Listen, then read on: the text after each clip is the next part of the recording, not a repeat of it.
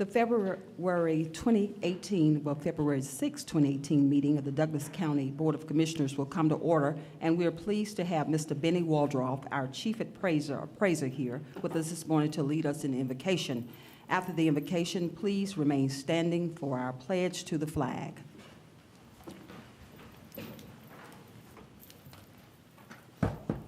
Hear the words from Proverbs chapter 3.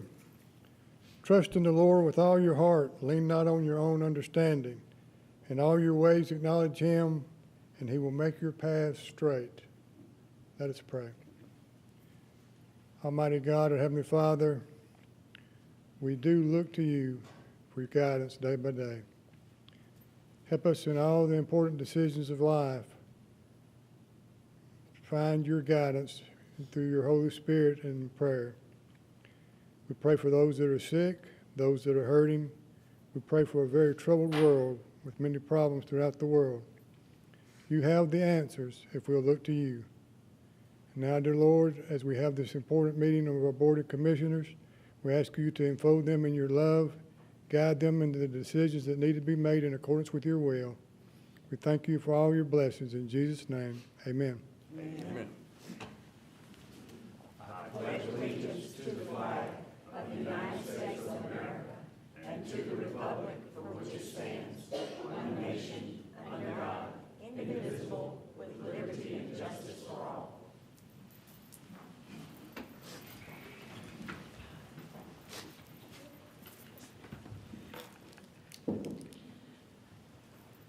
Thank you, Mr. Waldroff, for being here this morning, leading us in our invocation. And good morning, everyone, again. We are delighted that you have joined us, and we appreciate your participation in local government. Public comment. Clerk, we have public comment this morning. Do we have anyone? No, ma'am. Okay, we have no public comment, so therefore we will continue on with our meeting. Commissioners, you have the approval of the minutes. We have the commission. You have the minutes of the commission meeting of January 23rd, 2018, the work session and the executive session minutes of January 22nd, 2018. Are there any corrections, additions, or deletions that need to be made? No, ma'am. No. Being none, the minutes stand approved as presented. First on our agenda, we have, which is tab number 4, we have a proclamation. And the proclamation is proclaiming the month of February as Arts, Culture, and Humanities Month in Douglas County. And that proclamation will be read by Mrs. Lisa Dooney. Thank you. Thank you. Good morning, Good Madam morning. Chairwoman and County Commissioners. This is a big honor for me as the President of the Board for the Cultural Arts Council to be able to read the proclamation for the Douglas County Arts, Culture, and Humanities Month.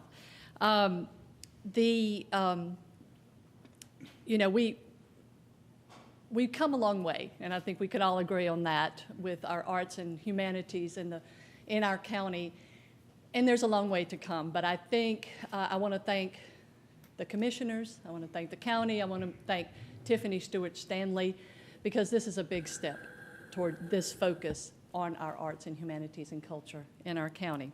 So now I will read the proclamation.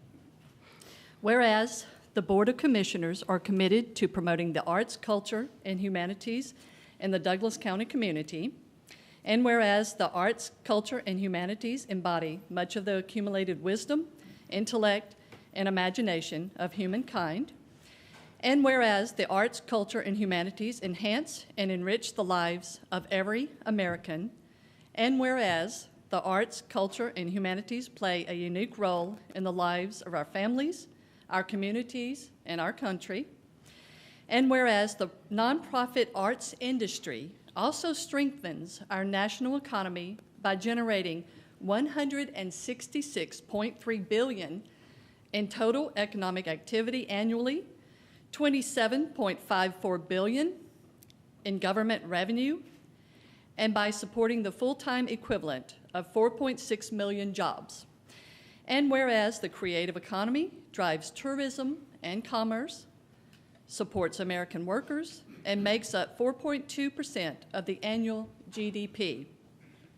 Now, therefore, be it resolved The Douglas County Board of Commissioners do hereby proclaim February as Arts, Culture, and Humanities Month in Douglas County and call upon our citizens to celebrate and promote the arts, culture, and humanities in our community, and to specifically encourage the greater participation by those said citizens in taking action for the arts, culture, and humanities in their community. Thank you. Thank you so much, Ms. Dooney.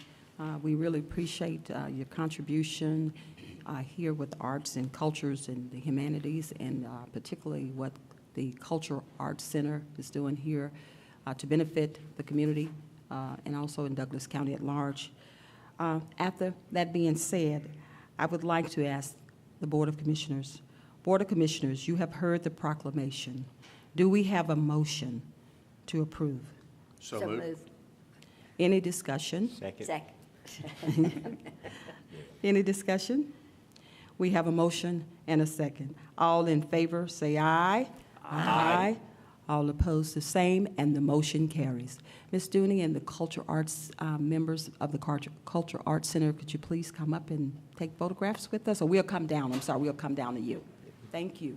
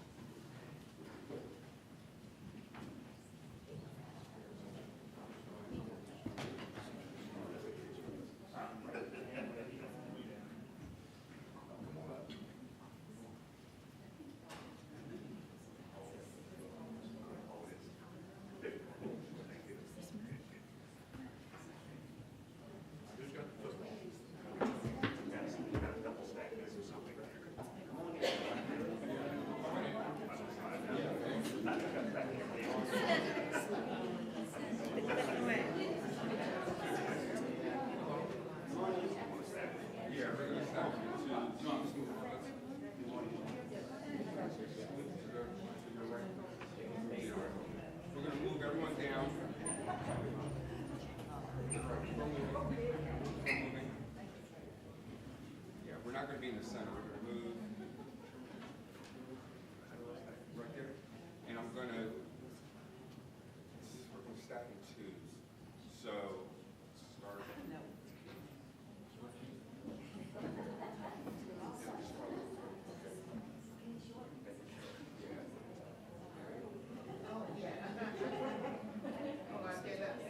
So what I'm going to ask, if I can have you just scoot down here. All right. And we're going to have, I'm looking for 2 rows. I'll make that simple. 2 rows. So the short ones, you have the short ones in front. Yeah, step forward. Yeah. Step forward. Okay. Because if you're tall, if you can catch a gas. Yeah. Stand right here. I'm going to ask someone else. Here we go.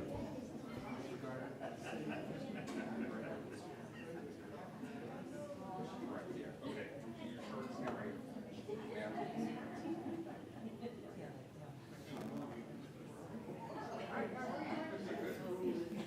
Vice Chairman.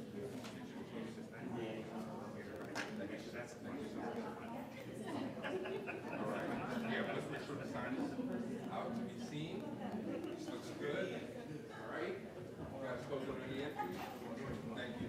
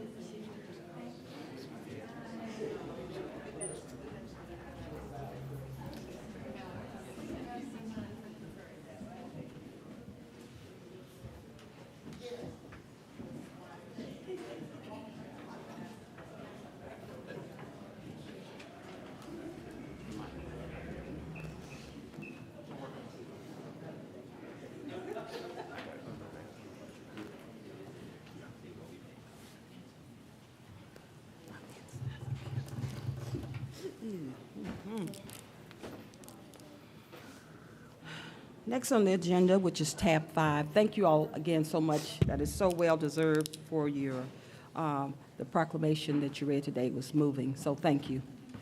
Next, we have on tab number 5, a public hearing to consider issuing a new liquor license and the transfer of beer, wine, and liquor license for the purpose of on-premise consumption. Is it Development Director James Worthington, are you here today? And if you could just give us a little history about this. Good morning. Yes. This is, as you mentioned, a new liquor license and beer and wine for Tuscany Hotel LLC. The licensee is Bipin Hira. I hope I pronounced that right. I'm sorry.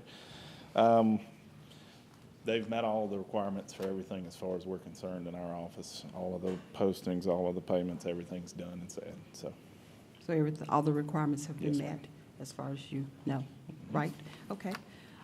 Do we have anyone here that want to speak for this public hearing or on behalf of the public hearing? Anyone here that want to speak against this public hearing? With that being said, this public hearing is now closed. Okay. Board of Commissioners, you have heard the public hearing. Do we have a motion to approve? So moved, Madam Chair. Second? Any discussion about this particular item of public hearing? We have a motion and a second. All in favor, say aye. Aye. All opposed, the same, and the motion carries. Thank you and congratulations, sir. thank you. Next on our agenda, we have tab number 6, a resolution to approve SuperNap Atlanta LLC's participation in the Douglas County Tax Savings Incentive Plan and authorize the chairman to sign all related documents. Executive Director Chris Pumphrey, I believe you're here to speak on behalf of this matter.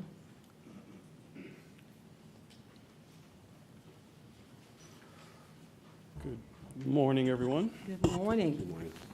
Thank you once again for having us here this morning. Can everybody hear me okay? Yes. Okay. Once again, I'm Chris Pumphrey, Executive Director for the Douglas County Economic Development Authority, and we're here today to bring before the Board of Commissioners and the community the resolution for the Property Tax Incentive Plan as was presented by Madam Chair. And ultimately, this is for Switch, the Las Vegas-based co-location data center company who announced their decision to locate in Douglas County. And what we're doing is finalizing the agreement on that for the project. The project which was announced was Georgia's largest investment last year, a $2.5 billion co-location data center facility where they would construct 1 million square feet of co-location space on roughly 80 acres in Lithia Springs.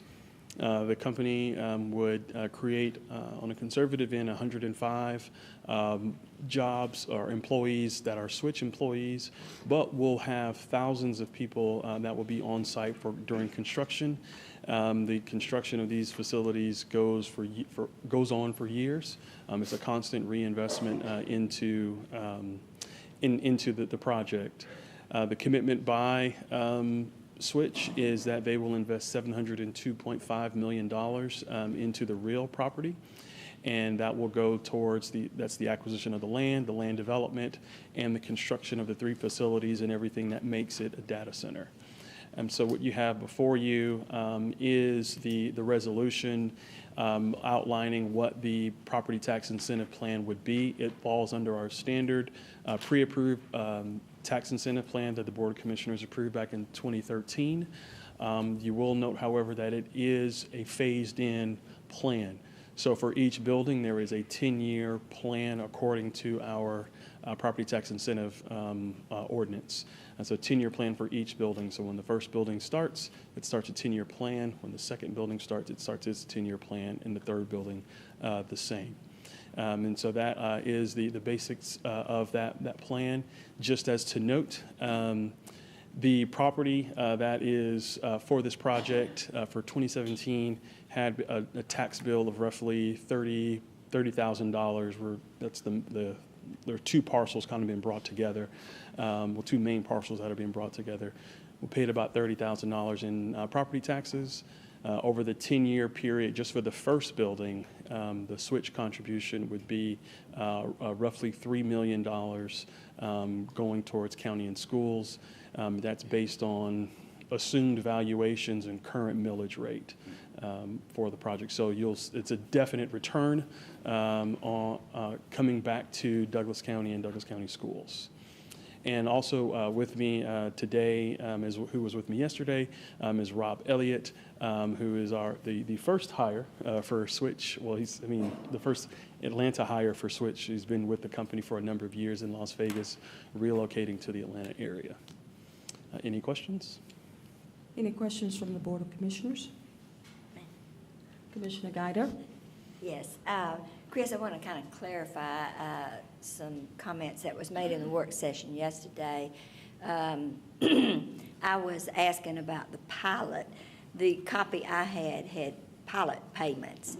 It's been taken out from what I see here now, but I was talking about the pilot payments under Title 36 of the Georgia Code, and you were talking about the pro rata schedule payments. But so that kind of clarifies that it has been taken out. There will not be any pilot payments while they're under the abatement.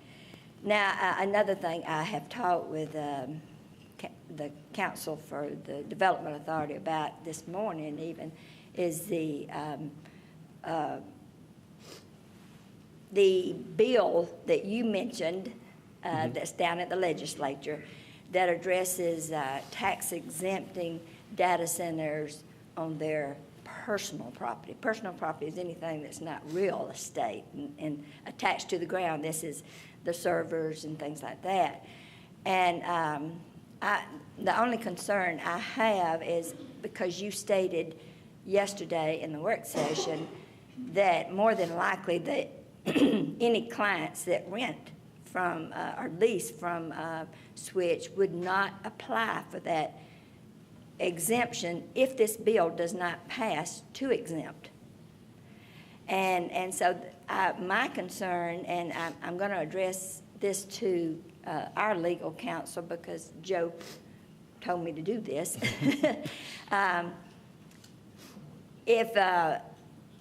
If personal property is an abated property under our current program on the abatements and everything, other companies do ask for exemptions on personal property. Oftentimes it's the real estate and the personal property if they own both.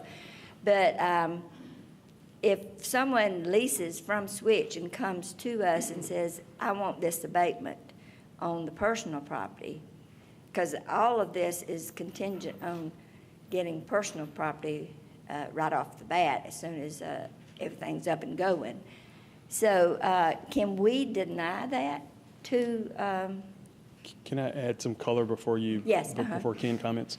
So as we look to recruit companies, jobs and investment to our community, what we see as the property tax, incentive program, first off is a discretionary tool. Second is that we're doing that not just to give that incentive, but it really is to help that company be more successful, to relieve upfront costs such that they can get into operation and move in and give a better footing.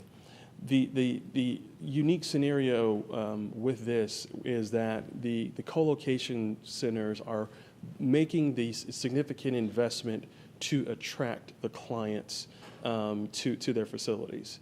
And in such, we in essence are kind of passing through a savings to the clients in that we're reducing the amount of the property taxes that are paid by the owner of the facility, which in essence has somewhat of a pass-through to the clients. As I mentioned yesterday, the likelihood of those coming in and we'll also mention that we just approved a plan through the city of Douglasville for another co-location data center under the same, premises. Is that, we're providing a plan for the real property investment for the client that in essence enables them to help better market their facilities to potential clients to locate in the facility. As we also mentioned, with the personal property alone, the steps that it takes to go through that, for solely those companies who are constantly reinvesting the personal property, historically what we have been told is that it's one of those things where it's much more work on behalf of the clients. Yes, they can come apply, but it still is a discretionary item for us. There are a number of companies that have located in Douglas that we have not offered a property tax incentive to. So even though they may have jobs, even though they may have investment, not every company gets a property tax incentive plan. So, that's why, we look at it from that perspective, is that we don't necessarily have to bring a project to you for you to deny. We bring the projects that we feel it is in our best interest to go down this pathway and then bring it to you. But we definitely make those decisions beforehand. Not every project comes before the board. So you're saying that the Development Authority has the discretion to deny an exemption on just personal property? Yeah, I wouldn't call it a denial of exemption. I wouldn't even say it's a refusal. It's just, what do we think it takes in order to get the location in our community? And so, it doesn't necessarily equate to every company needs a property tax incentive in order to locate in our community. It may be that it is simply assistance from a workforce standpoint or job tax credits or what have you that are necessary to get things done. And so that isn't how we've operated in the authority. So I just wanted to add that to kind of. And I just wanted to ask Kenny if, is it legal for us to deny a personal property exemption under this abatement program when we've allowed it under other people? Let me ask a question if I can, Chris. And the one I'm looking at, which has been updated, it talks about it's a real property abatement, but it also mentions about reporting personal property. Is it intended to be both real and personal on this one? It is intended to cover the investment by SuperNap Atlanta LLC, not the investment by the client servers. So we want to make sure they're two different things. So if there is personal property within They're separate. Yeah, we're talking about switch personal property, which is not servers. So what I think this probably needs a little bit of clarification in the draft, Joe, but what we're approving today is a real property for SuperNap and personal property that's controlled or owned by SuperNap. Is that correct? No. Not personal property owned by a third-party entity. Correct. Is that correct? That is correct. We probably need to make this subject to final legal review and make just a couple pin changes, make sure that's clear. The answer to Madam Guider's question is this. This comes to us sort of two different ways. First of all, you have an incentive plan, which the Development Authority uses to go out and attract business. The first discretion is for the Development Authority to go deal with people, because ultimately the reason why they get this abatement is this property sort of is by contract titled in the Development Authority, which makes it tax exempt. So the first discretion is whether the Development Authority sees that pursuant to the plan as a rational basis for taking control of property pursuant to contract in order to allow the abatement to occur. The actual discretion is with this board. If this board says no, it doesn't happen. And so there is no constitutional right, in my opinion, to a property tax abatement. It is a discretionary tool used by local governments. As far as what's going through the legislature, I think the problem is in the past, when the abatements occurred, it was, John Deere was building X and they had a facility. Now, because of technology and everything else, you're getting multiple entities coming into a site because via contract and arrangements and business relationships, for the site to function, it needs multiple entities involved in it somehow or another. And I think what we just need to do is clear up our abatement policy probably in the long run regarding those co-locations. But in this one, I don't think co-location is intended, and we probably didn't make it clear in the abatement approval that we're approving abatements for real and personal property owned by SuperNap, not contracted by SuperNap through third parties. And we can make that pen change. I don't think that's a big deal. Chris, do you? No. No. And So I- if there was a co-location, Madam Guider, the Development Authority, one, would have to agree to it, that it needs to be abated, and then they'd have to bring it to you, and you would have the discretion to say yay or nay. All right, that's what I just want to make sure we can deny if any clients come to us and say they want to be under an abatement at a later date. So I understand the tax abatement for Switch, and the estimated time of opening, I think they said they're going to be commencing to build toward the end of this year. And maybe they would be opening in the first quarter of 2019, so they won't be taxable until 2020, because you have to be there January 1st to be taxable. So we're looking at the first income from it coming from. What you'll have is, it'll be taxed as is this year and next year. And then the Which is raw plan- land. And the plan itself will, I guess, I would say the clock starts on the plan itself in 2020. Yes, for as far as the digest. We have to know these things because of our long-term planning for growth and things like that. So I yield. Could I add one more thing to Madam Guider's question, Madam Chair? Yes. Just so y'all know, I've been in touch with the legislature as we sit here. That House Bill 696 is designed for Switch to come to Georgia. And so I don't know what the final Didn't know version is that. going to be. So when I make my comments about what we can and can't do, I'm assuming the legislature and the governor don't take a power away from us. But it sounds like for purposes of this abatement, we can narrow down to real property and personal property owned by SuperNap, correct? 696, though, is Switch's bill in the legislature. So they're coming one way or another. Oh, we're glad to have them, too. And Yeah. my It will apply to other questions, entities, but it's designed for Switch.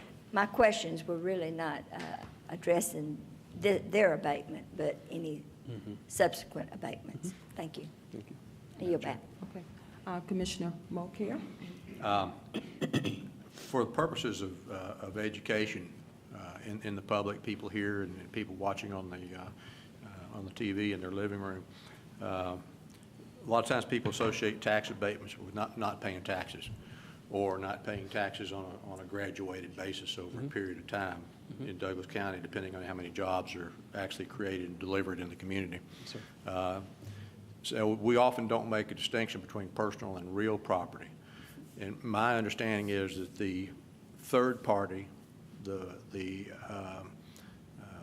I'm trying to say, customers of SuperNap at this site, they could have a requirement for a server in this facility, although physically the business might be located in Florida or Louisiana or Oregon or someplace like that. So aren't there significant taxes coming from those server locations, which are quite expensive as personal property?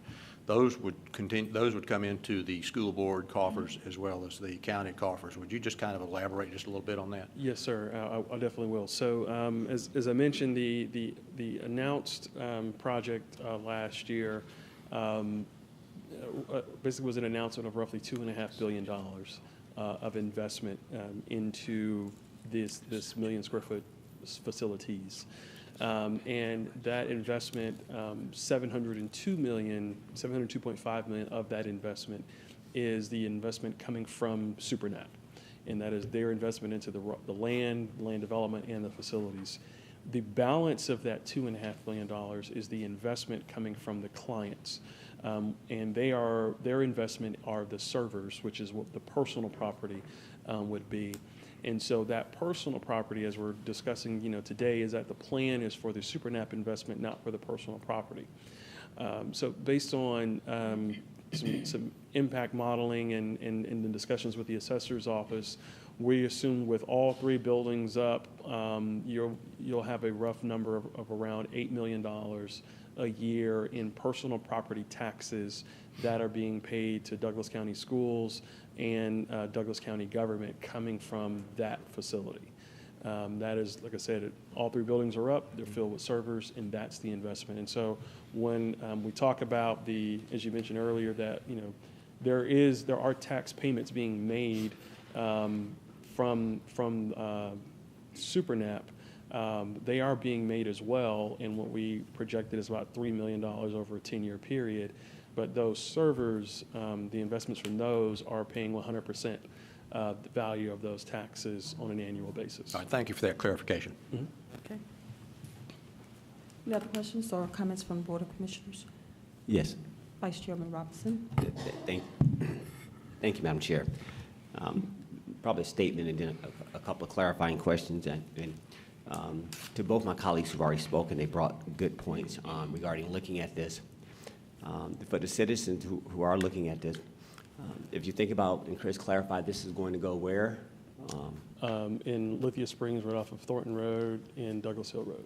Okay, so that's in between, what's the back street and the front seat of Thornton Road, just?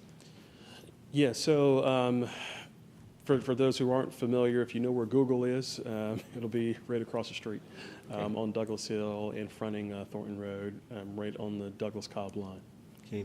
And one of the things to give context, if you think about back up to around 2008 recession, our development authority approach was really warehouses. It was highly light industrial, a lot of truck traffic.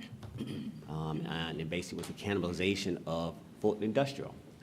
And one of the things I've observed and sort of championed during this period of time is sort of a refocus. And Chris, I want you to clarify, because this is important. The effort that it took to get a deal like this required some concentrated focus. The $100,000 that we put into the Development Authority to free up Chris Pumphrey's time is yielding for this reason. Our analysis of the policy that was already in place that we thought was somewhat rich, back, no pun intended, back when we actually made the change, currently is driving this particular structure. Right, so this has been, what, how long have you been here, Chris? 7 years. 7 years. This is 7 years to get to a place where we can take a deal like this. Out of 159 counties, we had the best. Now, obviously, more goes into it than just that. It's the location. It's all the things that are appropriate for this. But it took a lot of effort, right? And this is important to say that we understand what this means, how this begins our transformation. So I just want to ask the question, Chris, why do we target this sector? Why did you target this? Can you bring that home? Sure. Obviously, with the history that you already mentioned, with our logistical advantages lean for us to be very successful in the warehouse and distribution industry. But we're a community of highly educated people, and that demand a higher standard and quality of life in our community. And the wonderful things about the data center world is that the jobs that they do create tend to be well above average paying jobs in our community. They may not be on the same level of quantity as those warehouse and distribution companies, but from the higher skill sets that are required to work there, it's very impactful. And when you start to cluster a sector like that together, you start to see more amenities come to support that sector, which also are similar amenities that support the highly educated individuals that live in our community as well. The other benefit with a low truck traffic from standpoint and is that there's less burden on our roads here, and so it's very much more of an automobile type traffic flowing through. So less services that are required, to support that industry, but an industry that also contributes well above, its per acre, average on property taxes that are contributed. As I mentioned before, this particular property paid roughly $30,000, in property taxes. And so at 100 jobs, $28 an hour, that will start contributing millions of dollars, to our tax digest. That, further enables you all as Board of Commissioners, to start making, other investments that you normally would not have been able to make because you didn't have those contributions to the digest. And so, thank you, very good. It brings up a couple more questions, and I'm going to yield the floor. As it relates to a corporate partner, what is their culture like? What is their commitment to around Douglas County? You mentioned it in the work session yesterday, but I think that warrants. What is their approach to the community? I mean, what can people expect with their presence? I mean, I get the investment dollars, but there's other things that go into consideration. How are they conforming with us? I would love to answer that myself, but I couldn't even come close to articulating it any better than Rob could. Okay. So I'd ask Rob to just come talk about that. That's really a core component of their corporate culture. Madam Chair, may I ask him to the floor? Yes, please, Please. and welcome. Thank you. For the record, Rob Elliott, Senior Vice President of Government and Public Affairs for Switch. My address is 1080 Peachtree Street, Atlanta, Georgia. Culture is one of the big important reasons why this is my home now. Switch focuses a lot on becoming a part of the community, really integrating ourselves into the needs of the community. I just anecdotally had a conversation with the lady who read the proclamation about arts and culture. And our focus is on STEAM education. We believe that you can create the workforce of tomorrow by engaging children in science, technology, engineering, arts, and math, because that really creates the whole mind human being. And we'll focus a lot of energy on that and what's the best place for us to plug in here. Yesterday I mentioned that we work closely on workforce development. We have a history of partnering with our community colleges to help draft curriculum that actually will be tailor-made for someone to start in that program, get their 2-year certification, do an internship at Switch, and end up being hired to work in our mission-critical facilities. So that's very important to us. If I were to say what our philanthropy wheelhouse is, it's always education. We think that is the fundamental foundation for what's going to make a strong future for all of us, and we're going to find the best ways to do that. So.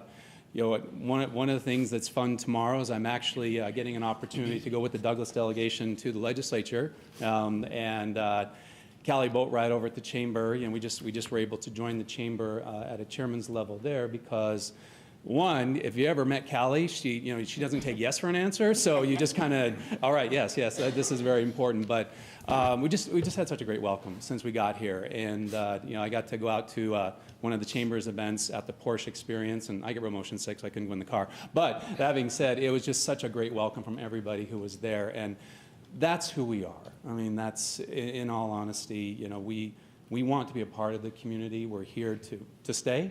As you see, our development plans are a minimum of 10 years, and we want to do everything we can to be the most supportive and the most involved in the community. Thank you.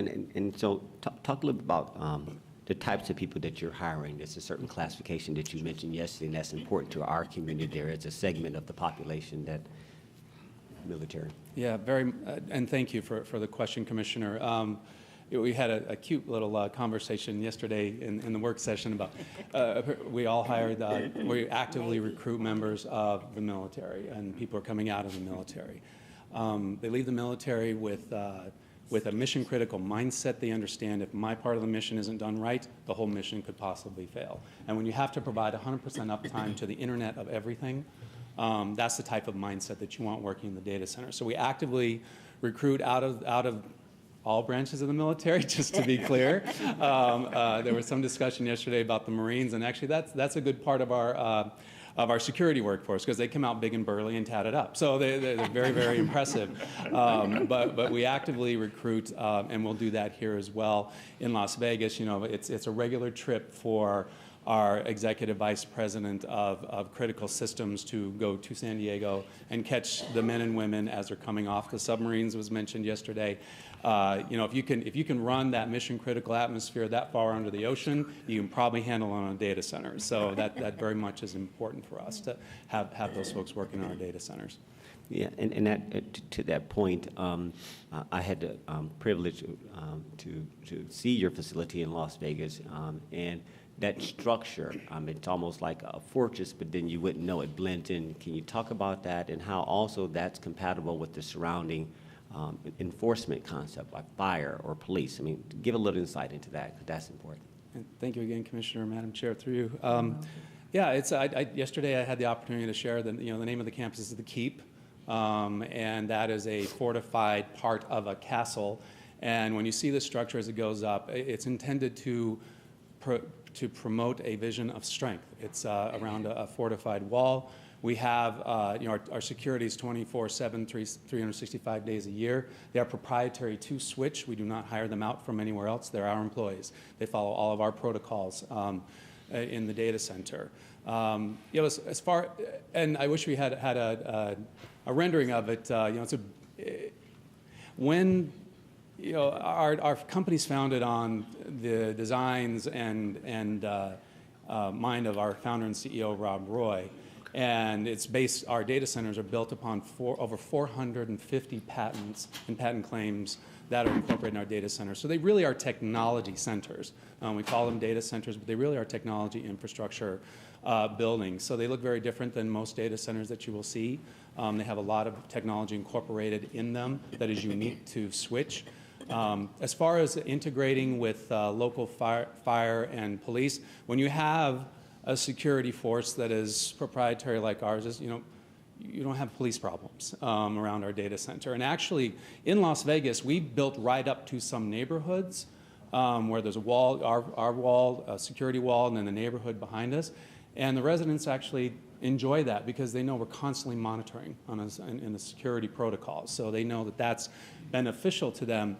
And our mission critical folks are also trained to be first responders. If there's a fire of some sort in the data center and there's a whole level of infrastructure that prevents it ever from being a flame in the data center, I won't go into that today, but they're trained to fight that fire right on site. So, yeah, and then when the fire department shows up, they can integrate if it's something that's completely dangerous situation. And the reason for that is, when a fire department comes out, usually in a fire situation, first thing they do is shut down the power. So that's something that we can't have happen in our data centers. So they are trained and certified to be first responders if there was any sort of a fire situation. I'd mentioned, just as an anecdotal thing, that we own a pyramid where our data center campus is being built in Grand Rapids, Michigan, and the local fire department actually uses that pyramid to do some scaling the wall trainings because it's a really cool structure to be scaling the walls on. So those are the types of things that we integrate completely with the local security and fire force. I want to thank you for that. You sufficiently. Thank you for coming up. Madam Chair, I yield the floor. Okay. I have one question for you, Mr. Elliott. Thank you if you could just expound for the public about your anticipation for hiring local or just getting the building up and the construction component, if you could speak to that. Thank you, Madam Chair. Yeah, and that's our commitment. We already have local contractors who are involved with preparing the property. We are working with some local contractors on some of the issues with the property in terms of some mitigation. And our commitment is to hire local contractors, to hire local workforce. And I shared yesterday, our CEO takes this so seriously that I've actually seen him let a contractor go if they don't meet the needs of hiring the local workforce. That's very important for us. And it's something that we've done no matter what jurisdiction we're in. We have 4 campuses only in Las Vegas, which is the world's largest data center campus right now, in Tahoe, Reno, which is right outside the Reno area, Grand Rapids, and here. And our commitment is the same in every jurisdiction and will be the same here. Thank you. And also you will will govern or not govern, but you'll have database. You will have servers from all over the southeastern portion of the United States. Can you speak to that also, where these servers will be? Sure. The areas they'll be coming from? Yeah, so as was mentioned, a customer doesn't necessarily have to be in Georgia or in Douglas County to have their servers located in our data center. We anticipate that we will attract a lot of very large customers here for their data service needs here in the Southeast. But strategically, this is a fantastic location as for serving the Internet of Everything, because it's milliseconds away from major population centers, milliseconds away from our campus in Grand Rapids, Michigan. And that sounds like a kind of a nerdy number, and it kind of is, but when you're running massive data applications with massive amounts of data being generated, that matters to our clients. The other thing, too, is that we'll be able to attract customers from outside of the market who want to put their data in what is now what are the highest rated co-location data centers on planet Earth. And I mean that with humility, that we worked very hard in our design and our structure to make sure that we get those certifications. So we know, for instance, there are some major healthcare providers who are in our campus in Michigan who are already saying, when are you going to open in Atlanta? Because they want that redundancy of data in the different data centers. So and we've seen that. We've actually seen companies, I'll use the Las Vegas experience, who have moved their call centers or customer service centers, their peripheral services as they move their data into our data centers. And so that creates an entire economic well of the jobs that you mentioned that would be created directly by Switch, but then it's all those jobs that get created by the companies who are moving their data into our data centers. Any other questions from the Board of Commissioners or comments? We have a comment from our attorney, Attorney Bernard. Madam Chair, if you were to consider this resolution for approval, we'd ask the following changes be made, and I've worked it out with Development Authorities Council. I'm just read them out loud, make sure Chris and Rob are okay with these. On the first page, it refers to abatement of real property. It will be changed to real and personal. On page 3, first paragraph, it says the company shall be responsible for reporting any personal property. It will now read real and/or personal property or equipment owned solely by it and not co-located tenants and leased to it by the authority, which is Development Authority. And then we're adding one more paragraph or one more sentence that says, this abatement applies to both real and personal property owned by the company and described in a tax memorandum, but does not apply to co-located entities and real and property not owned by the company at the site. Are y'all okay with that change, Rob? Is that all right? Chris, you all right? Yes, sir. Okay. So when you approve it, we'd ask you to approve it with those changes, Madam Chair. Okay.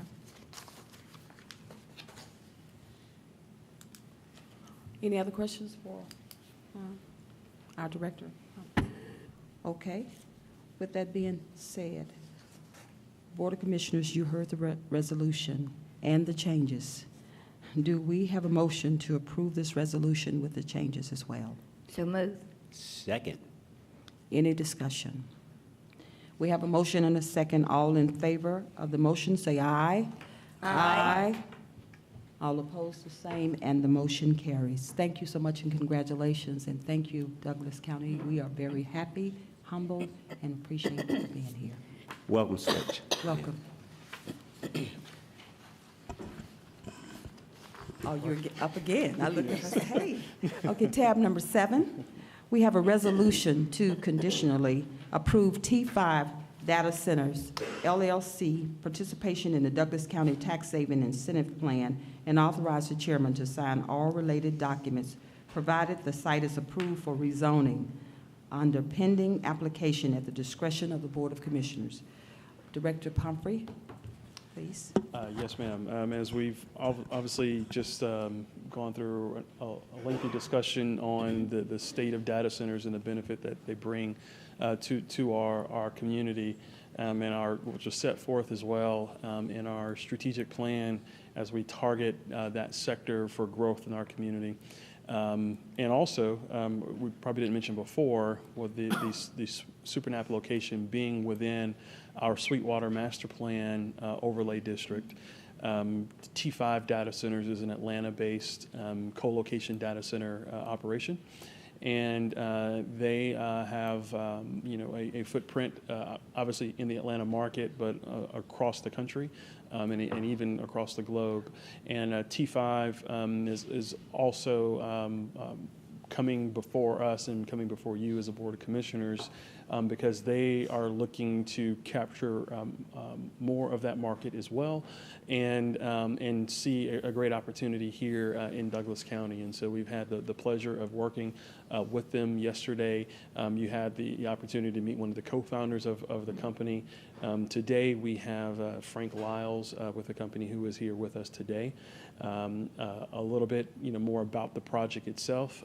They have under contract a roughly 40-acre property on Factory Shoals Road in Lithia Springs.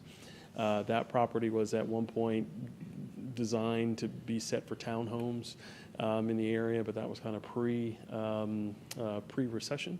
And so it is sat vacant for a number of years. So we've had a number of companies look at it for spec warehouse purposes, and are fortunate enough to be able to work with T5 to site a co-location data center on that facility.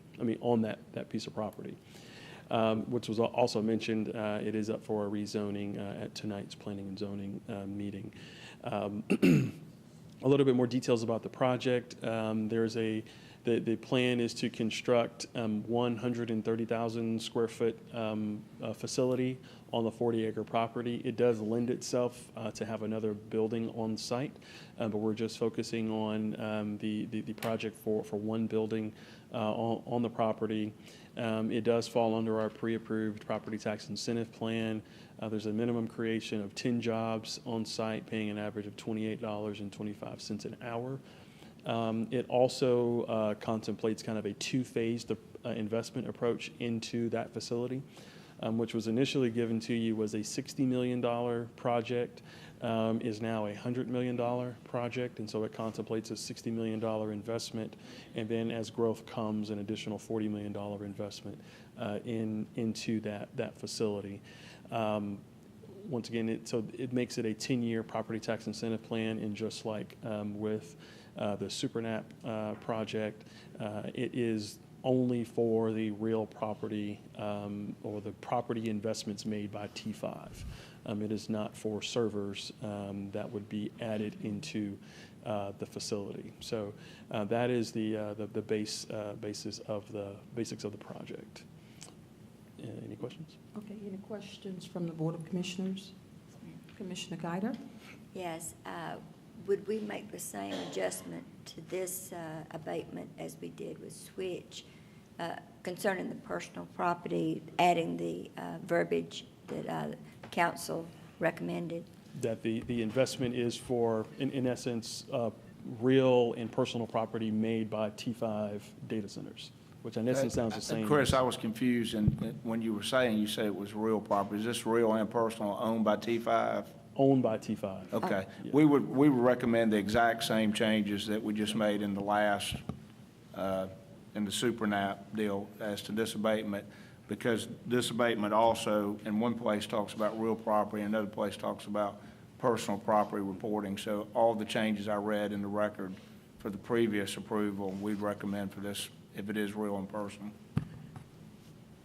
So T5 will own all the personal property. No, they will not own the servers. They're going to have Correct. It'll be the clients that yes, the they same exact lease to. scenario. Okay, so same So we would principle. have the same Yeah. co-location language as SuperNap. That's what I was asking.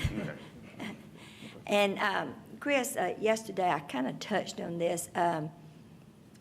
We're always, when we have these offered to, for recommendation to adopt, there's a lot of talk about promise of this amount of jobs or this amount of investment, projections, maybe expectations of each project. Do y'all monitor those through the whole process of the 10 or 11-year time period while they're under abatement to see, so that the public and the commissioners can see, are we getting our money's worth? You know, Yeah. do y'all monitor those? Yeah, so a couple of things with that. So built into the resolution, in which is further amplified in the bond resolutions, there's a lot larger documents that come after this. It goes into the reporting requirements for each facility. So there's a required reporting for every April 1 of every year by every company that is on a plan, which also is laid out in the plan, is the timing for meeting the commitments that are laid out. So, for example, our standard requirement is that within 24 months, of the clock starting, that the job and investment projections are met for each of the plans.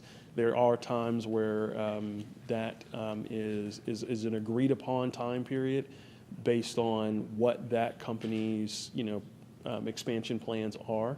Not every company who says they're investing $100 million in 50 or whatever, however many jobs, it intends to do that in 24 months. They may intend to do it in 48 months or what have you. So we just kind of figure out, what that timeline is. But there is an annual reporting requirement for that.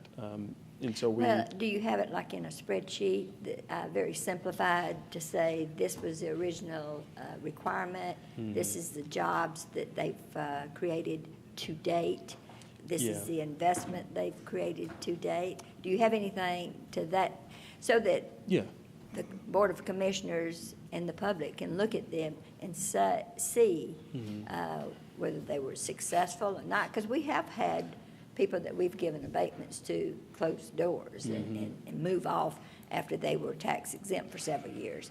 And we've talked about a clawback clause and things like that, so we can recoup some funds that we didn't get because of some of the abatements. So Yeah, so one of the things that, of the many multitude of changes that we've made in our organization is, one, trying to find the right solution that allows us to aggregate data. We've always had stuff kind of being handled by paper, and you can't really find it. And so what we brought on an intern maybe a year before last to kind of start uploading all of our paper files into an electronic format. And then we've shifted from that to also then being able to track what the companies have contributed to the digest over the period of time. that's what And I'm then- talking yeah. about. Do you have that you can provide the Board of Commissioners with? Yeah, so what we have today is kind of what the companies have contributed on the digest, and kind of what we're working on now is kind of matching all of the reports with all of the commitments. And so we're still building that part of it out. But we definitely have the part of what the contributions that have been made over the last 10 years or so. Well, just using Google as an example, I think originally their plan was for like 35 jobs, and then they've created over 300 or 200 jobs. That is what we need to know. Yeah. And the public deserves to know. So if y'all can work on that and try to get reports at least annually to this board, it would be appreciated, I know, by myself and probably the others too. So I yield back. Thank you. Okay. Any other questions or comments from the Board of Commissioners? Commissioner Mulcair? This is just for curiosity's sake, as the crow flies, what would be your guess in distance of these two facilities, the SuperNap and the T5 data centers? What would be your guess in mileage? I would say less than a quarter mile. Okay, so we're, in a sense. Right about, I would say corner to corner. Yeah, Yeah. we're creating a real nexus for data centers there, and, build it and they will come, and build it, they will come. So I think that's a great thing that's happening in Douglas County and over in that area. I yield back. Okay. Any other questions or comments from the Board of Commissioners? Okay. If Mr. Frank Lyles could come up and just speak to us and just shed some light on just your company, the history of it, and just give us an overview, I would appreciate it. Okay, be happy to. Thank you for the opportunity, Madam Chairman Oh, yes. and Commissioners. I'm Frank Lyles. I'm the Chief Business Officer at T5 Data Centers. I'm also one of its founders. And T5 was founded about 10 years ago, almost to the day. We're an Atlanta-based company. We started here. The original founders left the Staubach Company, and then we founded T5, and we've been in Atlanta since then and will remain in Atlanta. One of our first buildings was up in Alpharetta. It's a 100,000 square foot data center, and it is near full, so that's precipitated the need to look for additional land in Atlanta for a second phase. So this will be called T5 at Atlanta 2. Our company has over 1 million square feet in data centers around the country, and we just announced we're going to be building in Ireland as well. So we're going international now. We have over 1.6 million square feet that we provide facilities management services to. So we manage not only our own facilities, but we have or provide third-party facility management services to several companies, and in fact, two of Georgia and Atlanta's largest companies, where we've recently, in the last couple of years, been awarded the facilities management contracts. And then subsequent to that, we've even seen them come into our facility, having been impressed with the way we deliver our services and our operations. We have asset value, probably just in real estate, a little over $1 billion throughout the projects that I mentioned. And we're in Charlotte, Atlanta, Dallas, Chicago, Colorado Springs, LA, and Portland, Oregon. So we're excited to begin this project in Douglas County. It will provide some geographic diversity from Alpharetta, which is great because we've got tenants in Alpharetta that would like to be in Douglas County, and we've also got a pipeline of prospects that could, come into Douglas County, which are both Georgia-based companies and out of Georgia-based as well. So, primarily our customers are Fortune 500 or better. We provide wholesale data center services for the most part, which means we're leasing in larger chunks, although we do have a small part of our facility in Atlanta and LA where we will lease to customers in increments as small as one rack, which is, 3 by 2, footprint.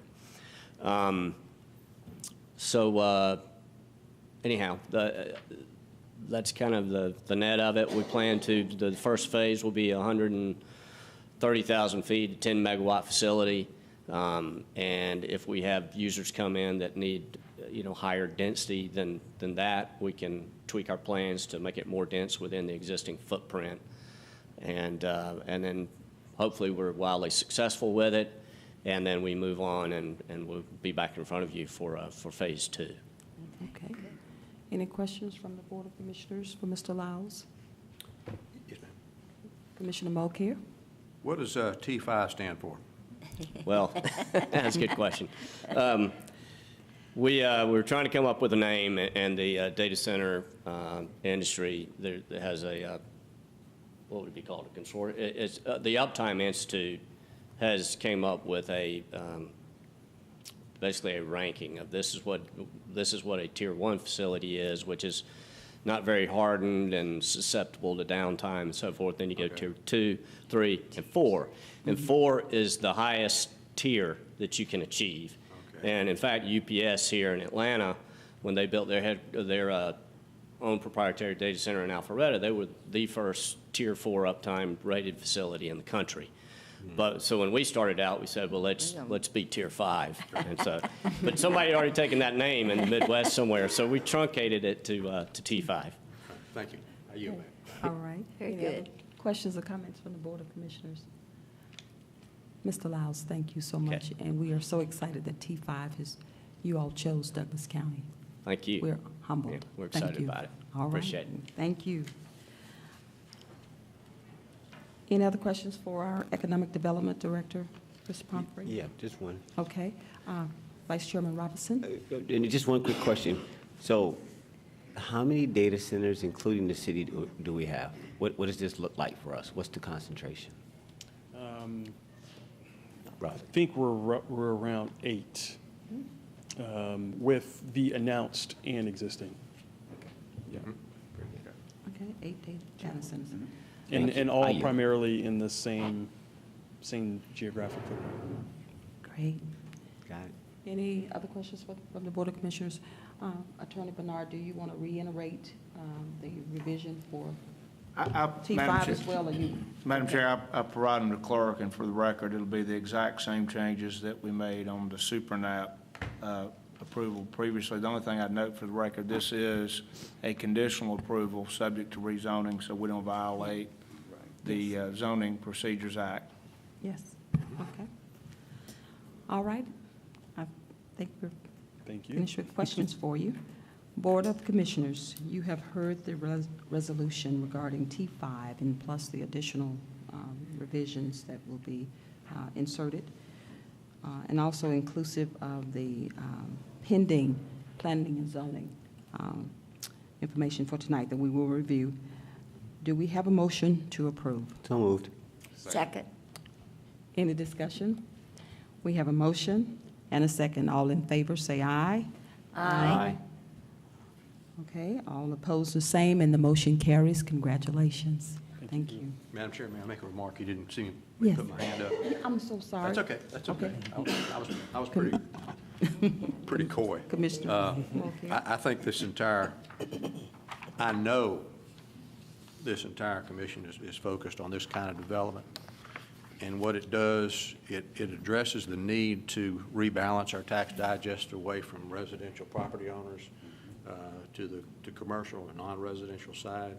And these are exactly the types of business that will do it and do it in a big way. So I know the entire county commission will be continuing to be focused on that objective. I yield back. Thank you. All right, thank you so much.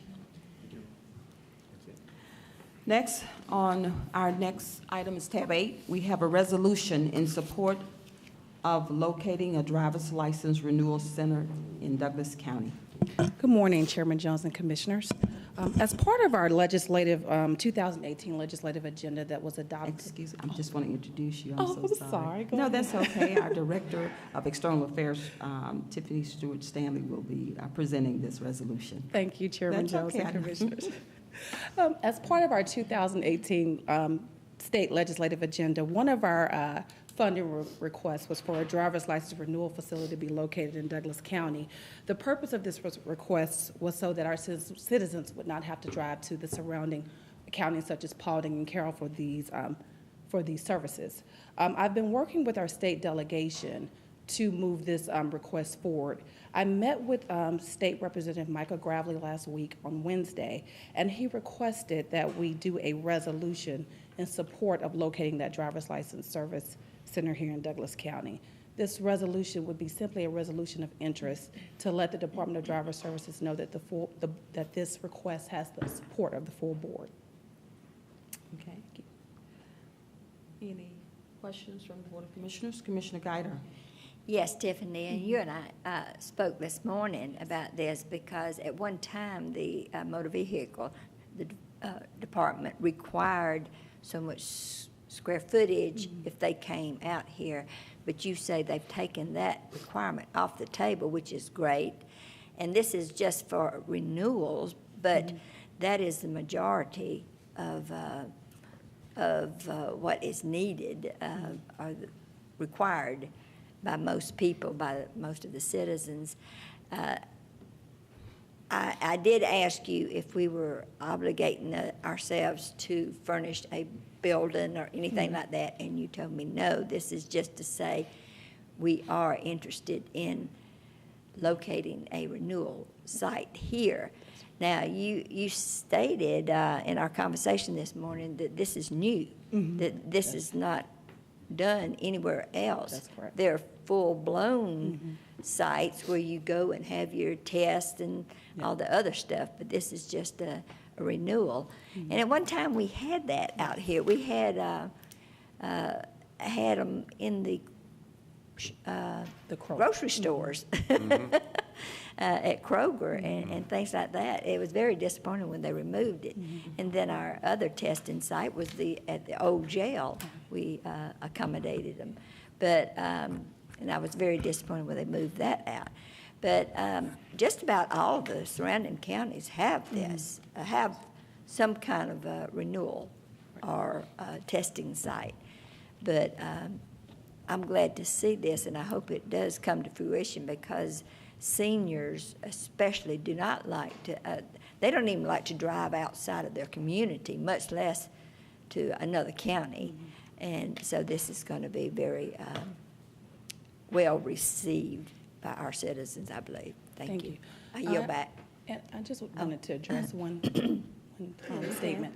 The driver's license renewal centers were removed from all across the state, but in my conversations with the Mike Mitchell, who's the state, liaison to the state legislature, he stated that they would be willing to consider our proposal. No guarantees, but they would be willing to look and see what we came up with and consider it.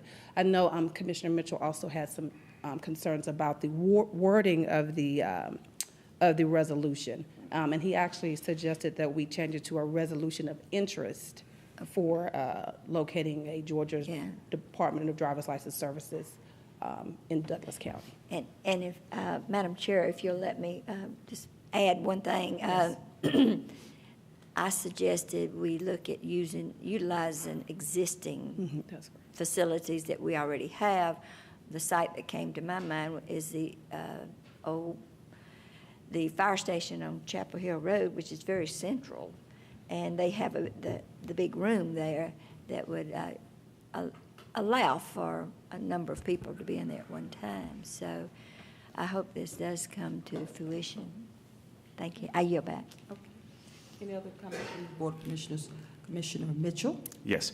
Thank you, Madam Chair. And again, Tiffany, thank you again for that change, because I think I just want to make sure that this board understands and the public understand that we're not financially or obligating us as a board on other than an idea or a thought, that we're interested in this particular process versus understanding that if by chance they find something or decide to do something, it'll come back to this full board with the notion of will we accept or will we partner with or with the state and so on. So, but again, I just think with that change, and I'm assuming probably legal want to just, I don't know, they want to see that it's not that serious, but at least, you know, with that change would comfort me to make sure that we're not overly obligating this commission. So thank you, and I yield. Any other questions or comments from the Board of Commissioners? Attorney Bernard, are you okay with the language being changed in the Madam Chair, resolution? Did you read the? Do you have the Unfortunately, resolution? my computer does not have the attachment. I'll be glad to. You can just put subject to final legal review if you'd like. And what I'm hearing the commission is it wants, what I think I heard, and I want to make sure I'm clear, is it desires a driver's license location in Douglas County, but it's not making a financial commitment yet or where it's actually going to be. Is that correct? Correct. Our only commitment is an interest. Interest. Okay. Yeah. I'll be glad to take a look at it. I'll get with Tiffany. Thank you. Okay. Okay. All right. With that being said, you have heard the proposal and the resolution, and do you have it? Can you read it for us? Oh, or- yes, okay. Please. Resolution of interest in locating a Georgia Department of Driver's License Customer Service Renewal Center in Douglas County. Whereas Douglas County is a recognized governmental entity chartered by the state of Georgia, and whereas Douglas County has an estimated population of 140,733 citizens, and whereas Douglas County does not currently have any Georgia Department of Driver's Services customer service centers located in the county, and whereas the Douglas County Board of Commissioners supports the citizens of Douglas County not having to leave the county for essential services such as driver's license renewals, and whereas the placement of a new Georgia Department of Driver Services Customer Service Renewal Center will allow public opportunities to complete driver's license renewal services in Douglas County, and whereas the placement of the Georgia Department of Driver Services Customer Service Renewal Center in Douglas County will be in the best interest of the citizens of Douglas County and the state of Georgia, be it therefore resolved that the Board of Commissioners of Douglas County does hereby formally request our legislative delegation, all of our members of the state legislature, and the Georgia Department of Driver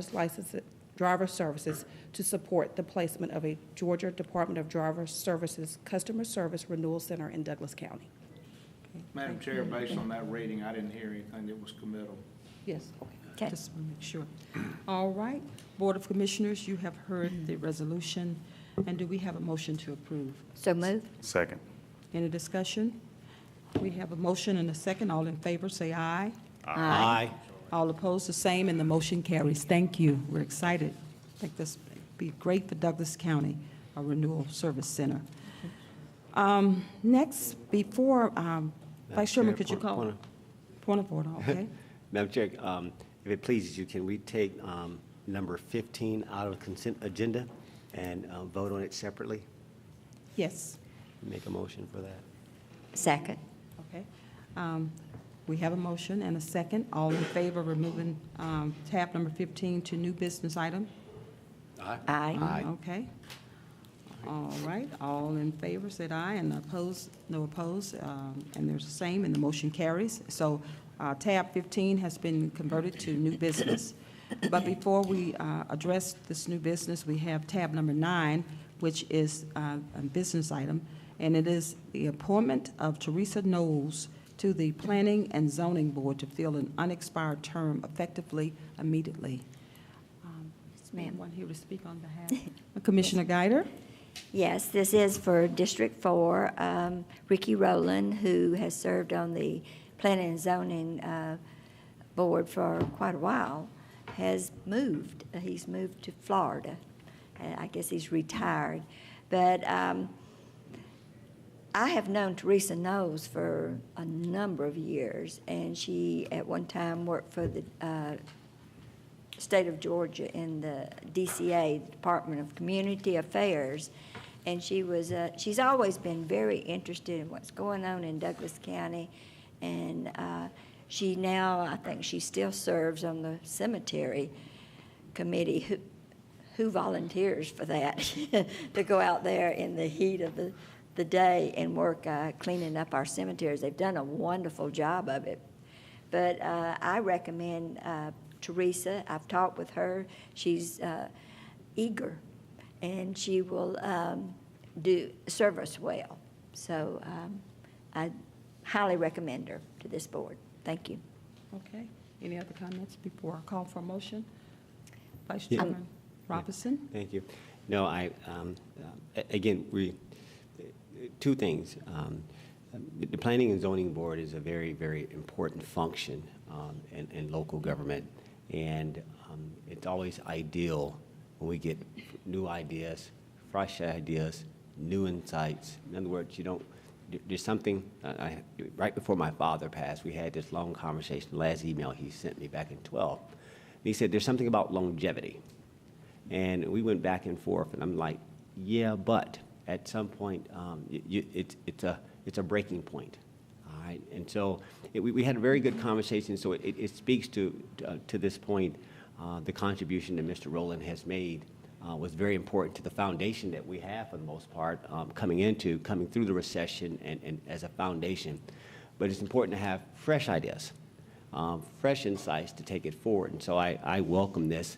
And I agree with, to Madam Guider's point, I think it's honorable for that person who works with cemeteries. It's something that, not many people do it. It's like the coroner. It's an honorable thing.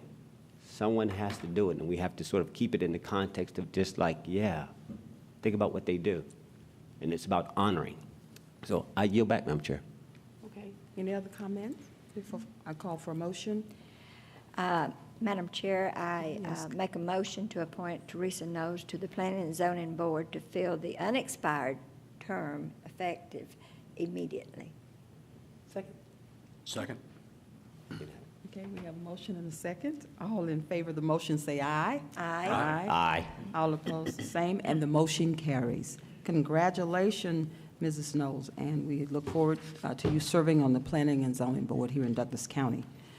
Next, we have our new business item that has been added, and it is authorization to approve a contract with Ameresco for professional services for comprehensive energy services, and authorize the chairman to sign all related documents subject to final review.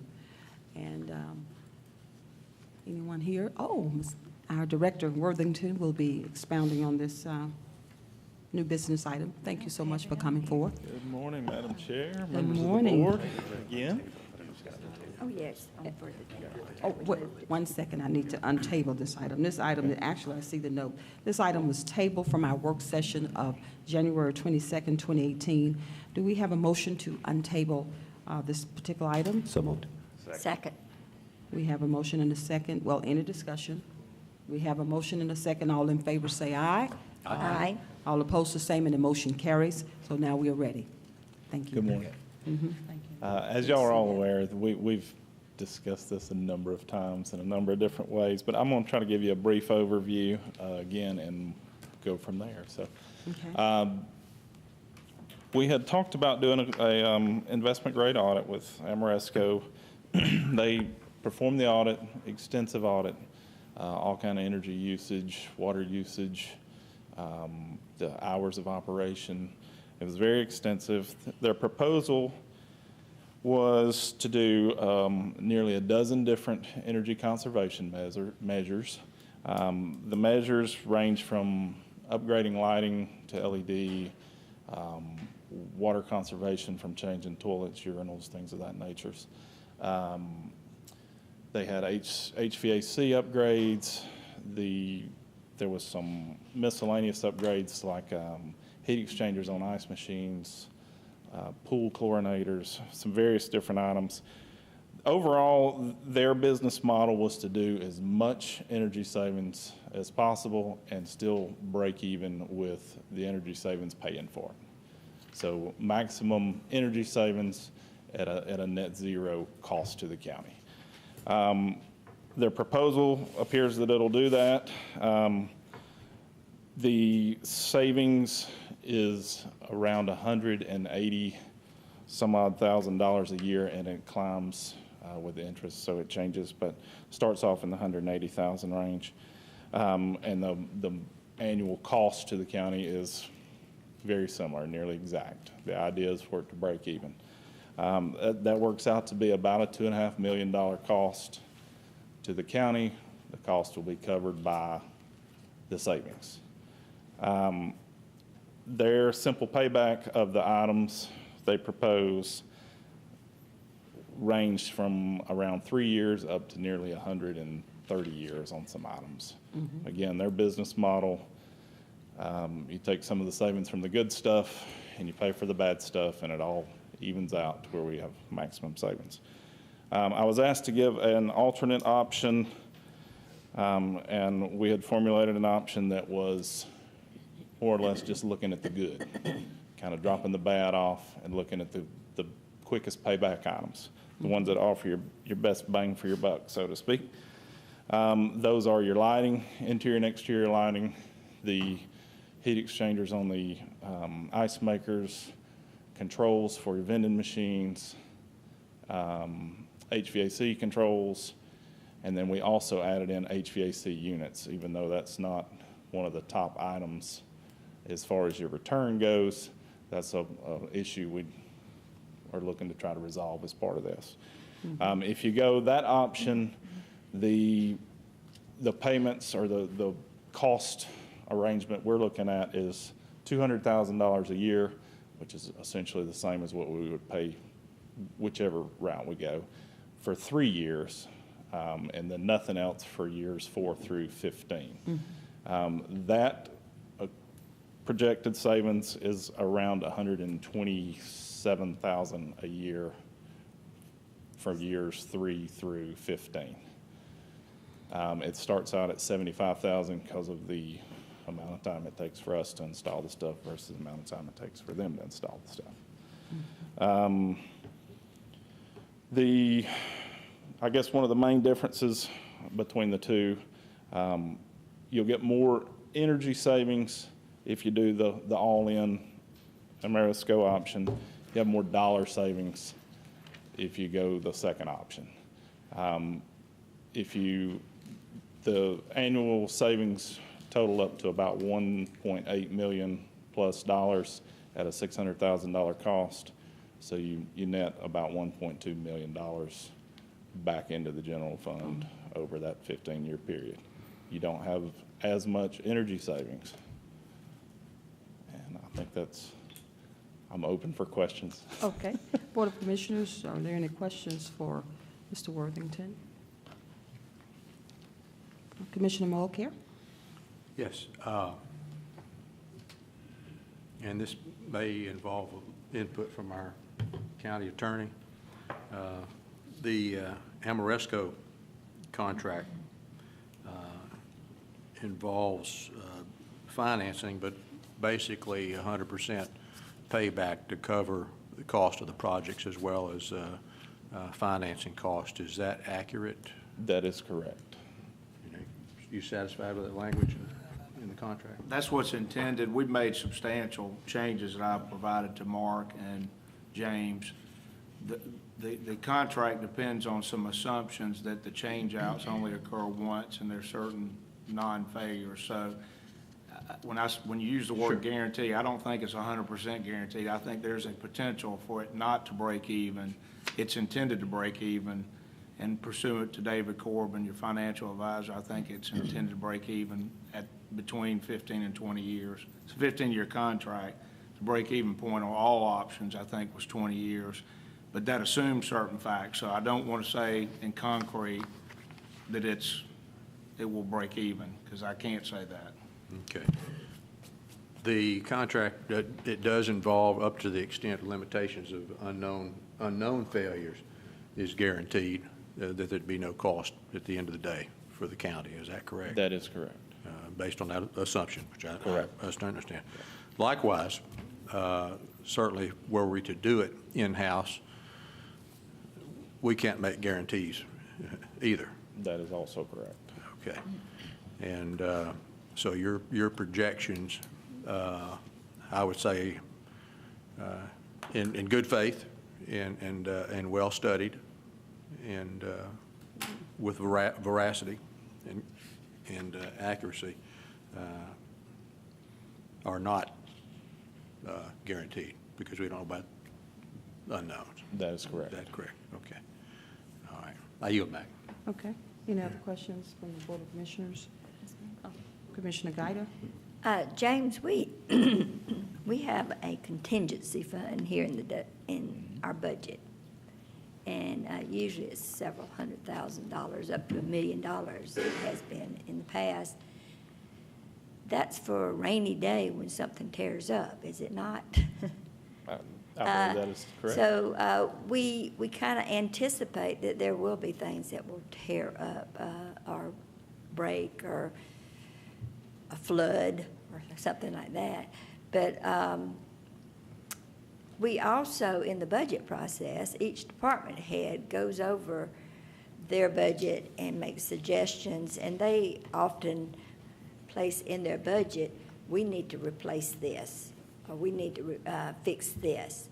And so we are planning for subsequent breakdowns and things like that of equipment.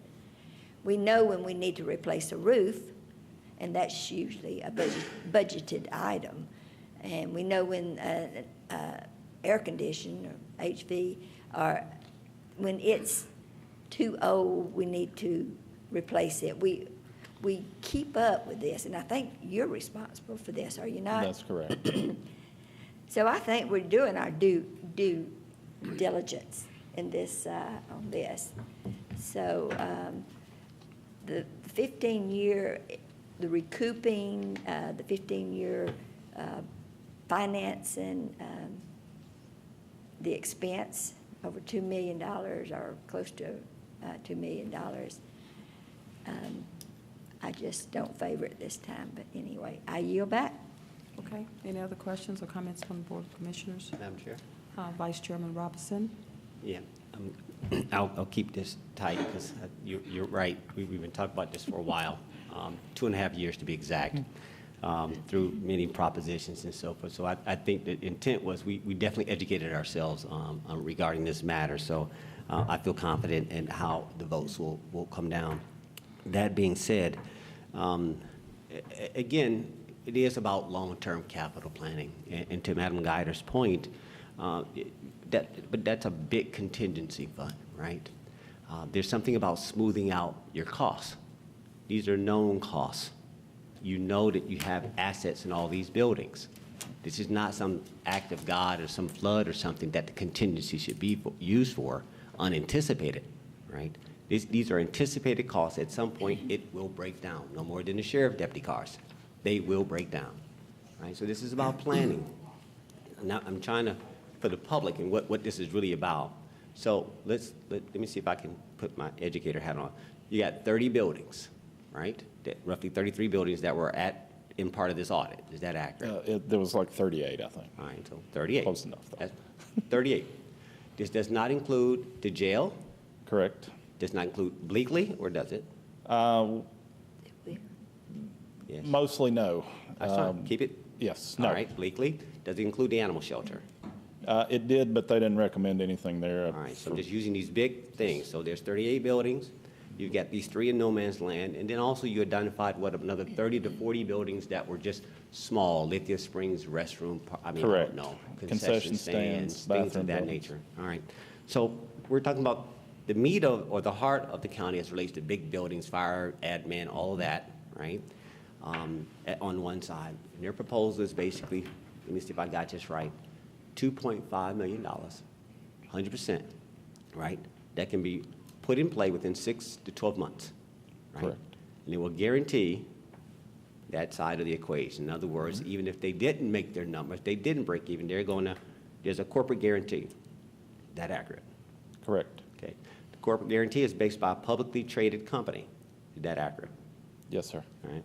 A publicly traded company that has 109 clients doing about $300 million annual credits. And I'm sure Director Hallman, roughly, it's in our municipal advisor's statement. So in other words, this is just not some average, random company in essence. This is a publicly traded company, and this is what they do. They specialize.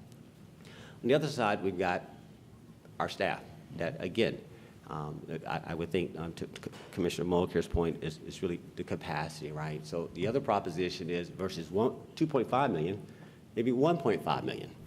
That accurate? Can you clarify the 1.5 million? Cost of capital. To install? Yep. For everything? No, it's 600,000. No, cost of capital. What would it cost for the equipment? We're trying to measure. Theirs was 2.5. So I don't have the full list to do every measure. Oh, okay. So some of the measures that they're proposing are like replacing all of the toilets and urinals and sinks and all that. We didn't have ample enough time to get our own quotes on that. I don't have a way to compare that. Right, But we also discussed too, that those were items that we didn't think needed to be changed out, just like the pool stuff at the aquatic center, because we talked to the aquatic center and they had researched it and. Right, You so know, the we want- ones, some of those are the ones that have a long payback of 100 years or so we didn't. Stay up here. I got it. I got to keep, when you compare, you got to keep apples and apples. I heard you say you can do it for 1.5 million and give us 75% of the savings. This was in a work session. Do you recall? So that was a different alternate. We were looking originally to go that route with having Amoresco do the top 5 or so items. And it was basically half the price, and you got 75% of the savings. We looked at going that route, and then Amoresco decided they couldn't make that work, couldn't do that. So it was all-in it was solution. all in. Right. So, which brings me to my point, which is, we bring in experts for a reason, whether we bring in outside law firms to look at contracts, whether we use municipal advisors to come in on specific point solutions. We use experts as we outsource as it relates to our road work, right, beyond staff being able to do it. There's a time and a place where we use experts to realize we're looking for a certain performance threshold. This is not a reflection on staff of capacity, whether, in essence, like, well, do what you do, but let experts who are specialized in a certain area do what they do, right? So when we talk about taxpayers' dollars, I mean, there's an example that says, yes, it may be cheaper. I got to use this. I can't get away from my Riverside. We did it cheaper, right? But yet, we didn't realize, we realized 70% of what we could have gotten had we allowed the experts who went down Riverside the first time to get it done. That being said, it's just one of those where it's important that we don't put staff in a place of not meeting expectations that we have. On this one, we've all looked at this, so this is one of those, this is like concluding statements. Again, 2.5 years, right, to do or not to do, right, up or down. It's important that we talk about planning, but it's like, it's important to realize for the taxpayers that we actually can think about savings. It's not just about the spend. And to Madam Guider's point is, yeah, that's a big $1 million contingency. That it really, you guys know it can be used for pretty much anything, right? And it's like, but this can be planned, and it shouldn't be pulled out of contingency, right? And so I think that gets into a whole policy discussion. If we make a note of that, to take that up in finance, if we ever choose to in the future, to put something around that. But I make that point to say this one is pretty clear. I just want to clarify. Is it accurate that the proposal is that they could have this in place, their solution, in 6 to 12 months?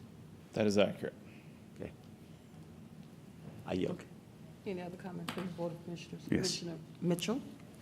And I'll be brief. I mean, I think we've been at this here for a long time. Talk to me about the savings.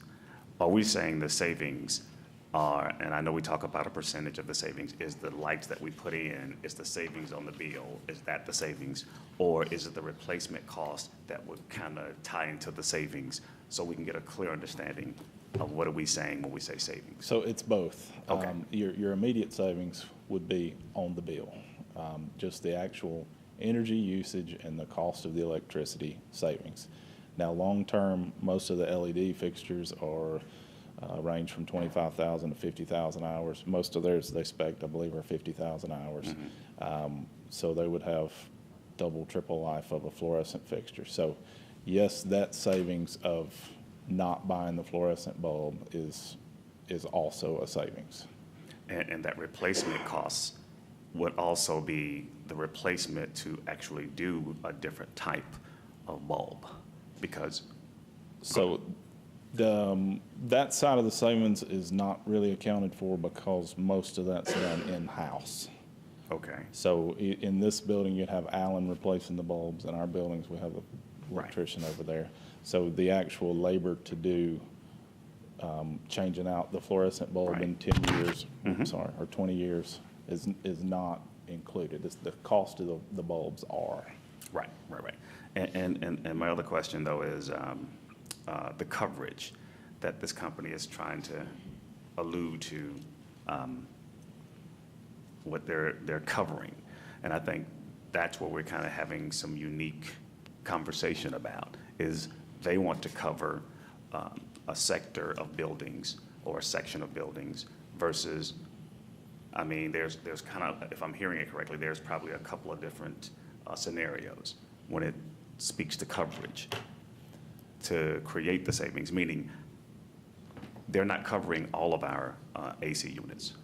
No, sir, definitely not. Okay, It's about roughly 10%. Okay. And with that being said, I guess, why not, I guess? I mean, help me out. I don't have an answer for it other than I don't think they'll to be able to break even. Right. As far as their business model. It wouldn't be a good yield to their model. Correct. Right. So they're looking at the cost. If they did, it would cost them more versus covering, I don't know what percentage that they're covering to using the AC as a hypothetical.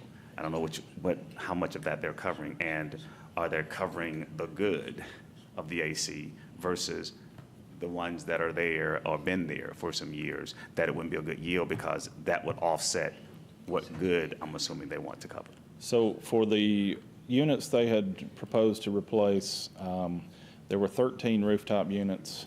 Those fell sort of mid-pack as far as your age and efficiency and all. They're not the oldest. We have about 40 units that are older than those. Right.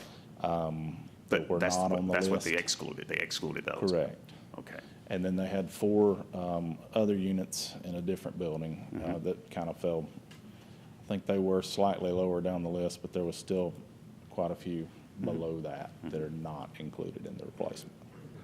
But if I'm hearing you, if my memory serves me correctly, yesterday you spoke about how if we did it in-house, how that type of contingency plan would work best, would be the best model for the county based on what we got outside of the good, using the hypothetical of the AC units that we got, because we've got a ton of them. Right. Yeah. So what I had proposed on the 200,000 a year was upgrading 10 units a year in addition to what we're already doing. We're averaging 10 or 11 a year currently. Understood. And to do that for 3 years would bring us back up to about the 15-year threshold as your maximum age limit. One thing we haven't been doing, and I'm not necessarily proposing to do, is just because it hits 15 years, it's like your home. I mean, if yours is working fine and it hits 15 years, you wouldn't typically correct. replace it. No, I'm not. So that's, we're not proposing that, but as they tear up or have some kind of breakdown, at that point, we would replace them rather than repair them. Understood. And my final question, more of a Ken question. I think, Ken, you spoke about, well, maybe either or. Is there an out? And what is the out? And what's the time frame of an out? If this company happened to make the cut, there's an out, correct?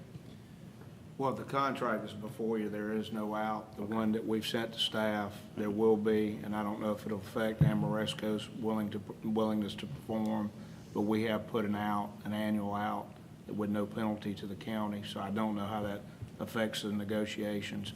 We've made a number of other changes and tracked them and sent them both to James and Mark, so I don't know if they've weighed in on our changes or not. James? So I can add to the out Okay. issue.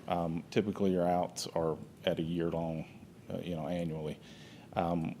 For us, if we break the contract after everything's installed, the only thing they're doing after year one is guaranteeing the savings. Right.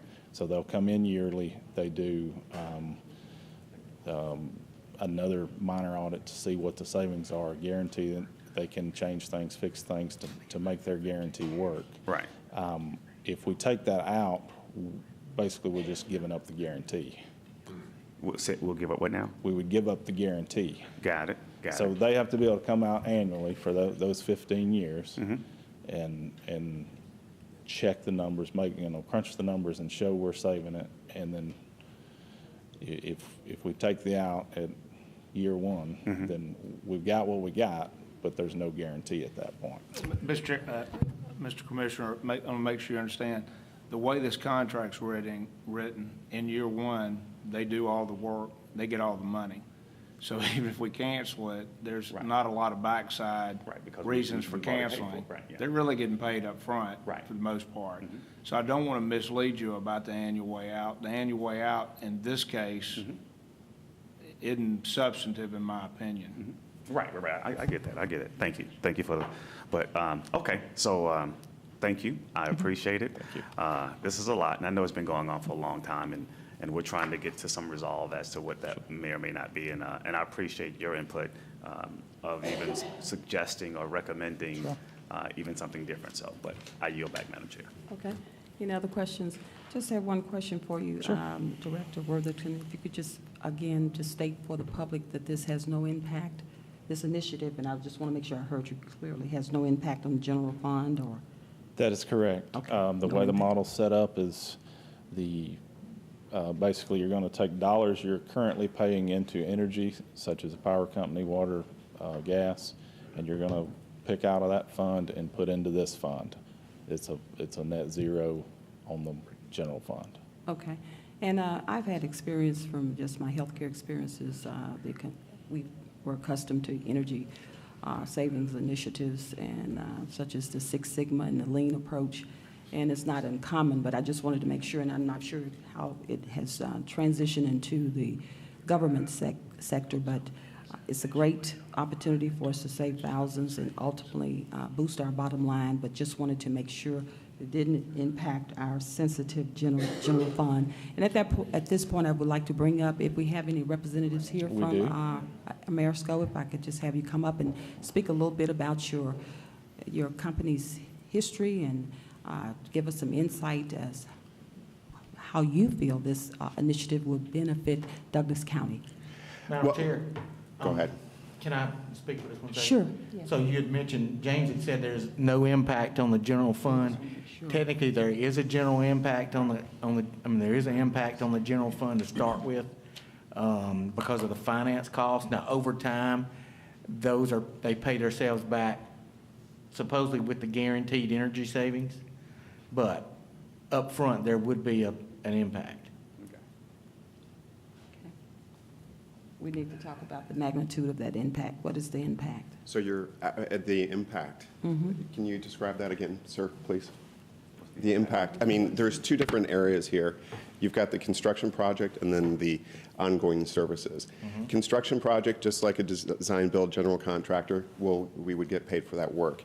Then on the ongoing services, there's a M&V, measurement and verification fee, and that can be canceled at any time. So I think that's around $15,000 a year. Starts at $15,000 per year.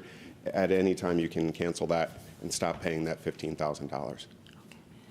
Before I go any further, if you could just announce who you are. I'm sorry, so sorry. Just sorry. both of you all, if you could. Give us your name. Brad Comer with Amoresco. Yes. I'm Cooper Hammerlin with Amoresco. Okay. And you All right. keep going. Thank you. For the record, I needed that information. Thank you.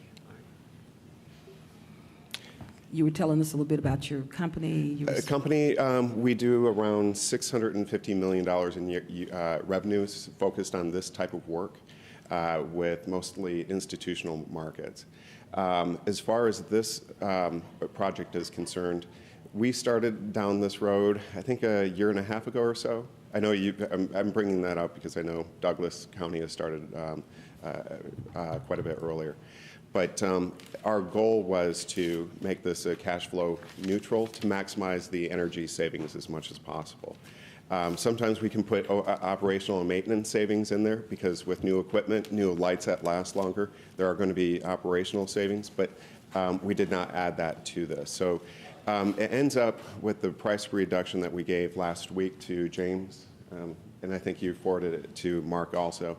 There's a free cash flow of about $3,000 a year. It was something closer to zero at that time, but we were trying to maximize the energy savings to do as much work as possible.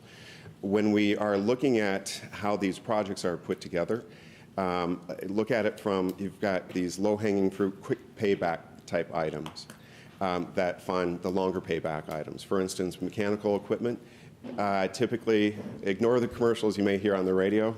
The energy savings are not going to fit within a 15-year time frame. The reason that mechanical equipment gets replaced would be like Commissioner Guider had mentioned, roofs. You know, if it's going to fail, you got to replace it before it fails. Same thing with mechanical equipment. And then lastly, what we've been trying to do is help the county go from more of a reactive to a proactive type perspective, as in contingencies are basically money set aside for unplanned failures. What we want to do is, as much as possible, help the county out with more planned failures and avoid those before it happens. Really, truly plan and be proactive associated with the project. And I'll let Cooper add anything if you've got anything else. I'll just say one reason why James had alluded to the fact that there are many units that we aren't replacing. With energy savings performance contracts, there's only a set amount of savings dollars that can then be applied to those improvements. So we kind of look at, to maximize the savings, we take what we can get and replace the units that are known to be in rough condition. Obviously, in an ideal world, we would be generating millions of dollars of savings a year and being able to replace everything, but that's just not the case. Because your buildings are already relatively efficient, we're going from an average efficiency to a high efficiency building. It's not like your buildings are already very inefficient and then going to a high efficiency building. So the savings that we did achieve, we use all of it to replace as much as we can, but it's obviously not possible to replace everything. Okay. In my research, I had an opportunity to review a copious amount of information regarding your company and had an opportunity to just kind of vet some of your success stories, if you could, without 1 hour dissertation. If you could just tell me a little bit about one of your success stories, so to allow my Board of Commissioners to have an idea of what you've done for other counties. For other counties, we just executed Glenn County government. That was about a $7.5 million project or so. And we've got letters of recommendation.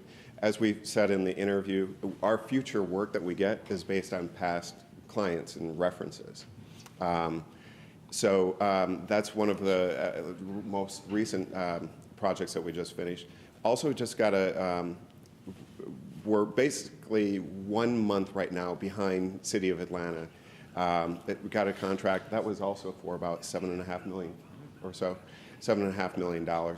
So now we're just in the phase of getting into construction, ordering equipment, things of that nature, and staging the whole construction process there. Others in the area, so that's a city close to, similar to a county. One of our biggest projects, I would say in this region, has helped out Georgia quite a bit. It's just across the border, Savannah Riverside. I may be off on the numbers, but not on the magnitude as far as the size of the project. But that was the largest project that any energy services company has ever done. It was around $800 million or so project done in phases. And if you know Savannah Riverside, that's kind of the East Coast Area 51, of our area. Not so easy to work in, big complex things, and we've got all the recommendations. We're meeting all the stringent energy savings goals set by the federal government and our federal contract that we have with them. We live and die based on our customer recommendations. Our advertising budget is zero. And so, the way we, promote ourselves is by asking potential clients to call and interview our previous clients. Okay. Any other questions or comments from the Board of Commissioners for these gentlemen? All right. Thank you so much. Mr. Worthington, are you complete with your comments before I call for a motion? Yes, ma'am, I'm satisfied. Okay, thank you. Any questions for Mr. Worthington before I call for a motion? County Attorney, are you okay? You okay with? Yeah, I think what y'all are, I assume approving, James, is our proposed red line changes that we've tendered to the county administrator and James Worthington, subject to final legal review, because the contract in front of you is not the final version. That is correct. So are you all right with you saw the revisions that were given by me and outside counsel, correct? Correct, and we can, we're waiting on, squaring away the final numbers and everything with them, Ameresco, but it should just be based on the Is there a not to exceed number? No, it wouldn't be. The way Ameresco and I discussed it was as long as the dollar amount didn't exceed what it was currently listed as. Okay. So, Madam Chairman, if there's a motion to approve, it would be a motion to approve the red line version of this contract at a price not to exceed that discussed in the open work session or a voting meeting of this body. And then, subject to final legal review, you would then be turning over this red line version to staff to finalize. And the reason why I say it that way is we can make stylistic changes. We can't make substantive changes without coming back to this body. But I think that covers us and gets us moved off the plate if you decide you want to approve it. If not, it won't matter. Okay. With that being said, thank you so much, Mr. Worthington. Madam Chair, before you call the question? Yes. Vice Chairman Robinson. Yeah, I just wanted to make sure with this that what I just heard County Attorney says, did we use outside counsel on this? And between the last meeting and this meeting, there seems to be I'm trying to follow what happened on passing this information on. This is supposed to be clean to the last meeting that we're supposed to be ready to go. There shouldn't be any substantial changes other than the paragraph that you mentioned, as well as what the finance director found out. I'm just trying to get a feel. Would you just say that it had to come back to the Board of Commissioners again? No. What I said was the changes that have been made. Well, let's start at the beginning. The contract was reviewed by me. It was separately reviewed by a commercial contract attorney. The changes she recommended and my recommended changes are contained in a red line version that was forwarded to the county administrator and James Worthington, I believe, on Friday. And so that version is what the legal department is working from, because as we stated earlier, they're getting paid up front. So I don't know that there's any substantive changes as to money except for the final price. And so we don't have to come back to you. We're asking you to approve the red line version subject to final legal review at a cap price that was previously discussed in one of your meetings. That way it doesn't change upward. It can only go downward. Okay. And so that would give the authority to chairman to execute once we finalize the contract terms. Okay. All right. I want to add one more thing, which is pending final legal review, contract as is. The Board of Commissioners must recognize that the financing of this does come back to the Board of Commissioners. I'm sorry, say that again? Jennifer Hallman, is she here? Yes. Madam Director Chair? Hallman from Finance, would you please come forth? She's I here. just want to clarify, we're approving this as is, based on your recommendation, with the acknowledgement that ultimately this does comes back to the Board of Commissioners because it's a financing component. Yes, good morning, Jennifer Hallman, Finance Director. Yes. Yes, the financing component of this, if approved, would be separate and therefore would require separate legal documents, closing statements, and everything. And I would work with legal department and municipal Terminus, David Corbin, to facilitate and get the proper loan for this type of purchase. Then what we need to do is make sure in the red line version that has been looked at, James, Mark. We didn't look at it from a financial perspective. We only looked at it from a legal perspective. So you'd be approving the red line version as presented to the county administrator and James Worthington with a cap number that was previously discussed in an open meeting of this body, with a provision that any financing terms be modified so that it has to come back to this board for approval if there's any financing. And lastly, subject to final legal review so we can cross Ts and dot Is. If that is the case, once those changes are made, Mr. Vice Chairman, the chairman could sign without us coming to another meeting. Okay. Madam Director, your process is independent, right?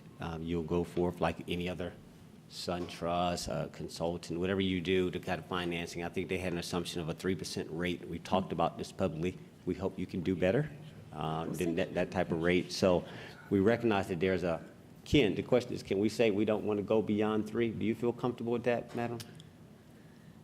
On our interest? Or is it just you want to leave it open to the market? Really need to leave it open to the market because there's only so much negotiation in this current market. So I would probably also be working with purchasing if it's something that we decide to bid out, just something, even though this is a long-term 15-year, it's what they call a private placement loan. It's not a short-term loan like a tax anticipation note where we pay it off at the end of December. So there's going to be a little bit more work involved and legal involved and purchasing involved than a normal short-term loan. Okay. And this something will come back through the Finance Committee? Yes. Thank you. I'm good, Madam Chair. Okay. I yield the floor, sorry. Any other questions for our Finance Director? Thank you so much. Thank you.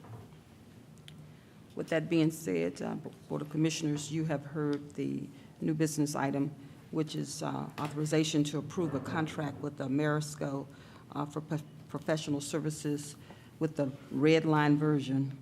And everything is subject to final legal review by the chairman. Do I have a motion to approve?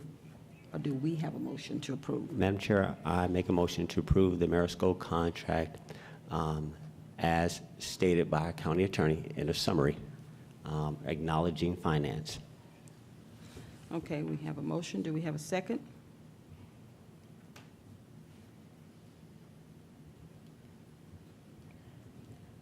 Let me restate it.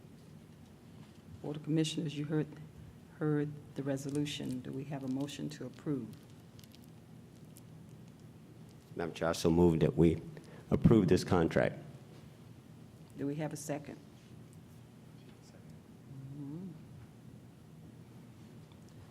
County Attorney.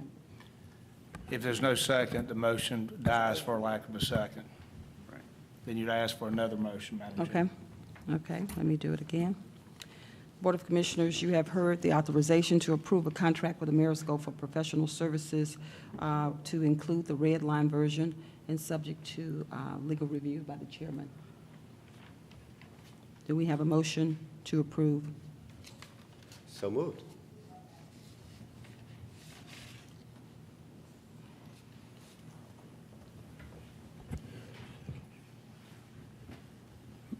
Second. We have a motion and a second. Any discussion? Any discussion on this item? Okay, we have a motion and a second. All in favor of the motion, say aye. Aye. All opposed? Aye. Is it 2? Should be. Is it 2 to 3? I don't know. Okay, let me check. Okay. All in favor, say aye. Aye. All opposed? Aye. Okay, so the motion is 3 to 2, and the motion carries. And thank you so much. Okay, thank you. 3 to 2. Just like I said. Last but not least, I will start with the consent agenda, and we'll move forward with our consent agenda. The consent agenda today is tab number 10, authorization to approve an equitable sharing agreement and certification, and authorize the chairman to sign all related documents. Tab number 11, authorization to apply for the 2018 Violence Against Women Act, VAWA, grant from the Georgia Criminal Justice Coordinating Council, CJCC, for funding for an additional domestic violence prosecutor position within the Solicitor General's Domestic Violence Unit, and authorize the chairman to sign all related documents. Tab number 12, authorize the chairman to execute a contract with Christopher Sandbach as an assistant public defender in the state court. Tab number 13, authorization to file a grant application with the Atlanta Regional Commission for federal funds for the Senior Adult and Disabled Individual Transportation Voucher Program for the period July 1, 2018 and through July 30th, 2019. Tab number 14, authorization to amend the tax commissioner's budget by $4,484 for a check received from the Department of Revenue for the TAG kiosk program to be used to purchase an additional kiosk. And I needed to do this, I needed to untable this one. This was tabled as well. I make a motion on the table. Okay, we have So a moved. motion to untable. Do we have a So second? moved. Second. We have a motion and a second. All in favor, please say aye. Aye. So this item has been untabled as well. So Board of Commissioners, you have heard the consent agenda. Do we have a motion to approve the consent agenda? So move. Second. Any discussion on any item on the consent agenda? Okay. We have a motion and a second. All in favor, say aye. Aye. Aye. All opposed, the same, and the motion carries. It's 5-0, so it's unanimous. We'll move to the next item. I would like, if you would, our Communications Director, Rick Martin, please come forth and read our announcements for today, please.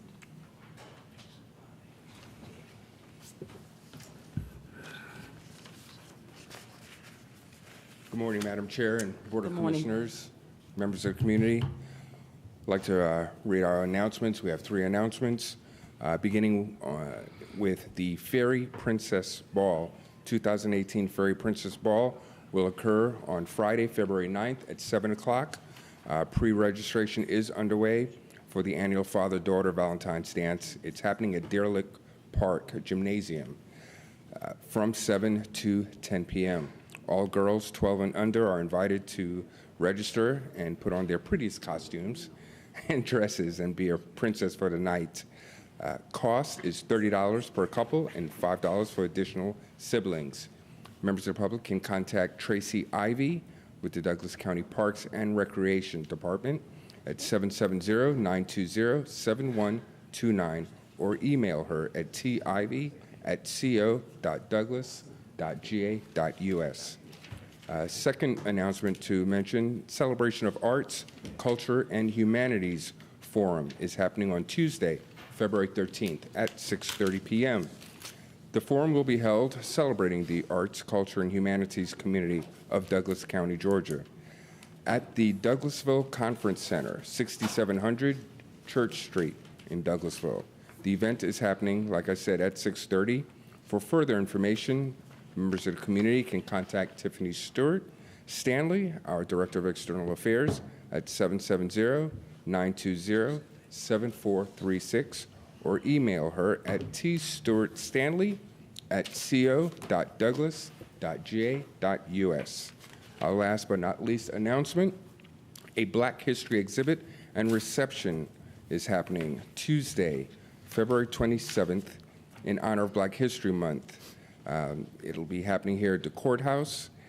For further information, the public is asked to contact Tiffany Stewart Stanley, again at 770-920-7436, or she can be emailed at tstewart.stanley@co.douglas.j.us. That'll be all. Thank you so much, Communications Director Rick Martin. Thank you. Thank you, Madam Chair. Are there any other announcements from the Board of Commissioners before we move forward? Okay. Again, thank you for participating in local government, and with this agenda being satisfied, this meeting is adjourned. No, we got recess. Well, okay, we have a recess because I have a planning and zoning. We have a planning and zoning meeting today. So, thank you. We are in recess. Thank you. That's good.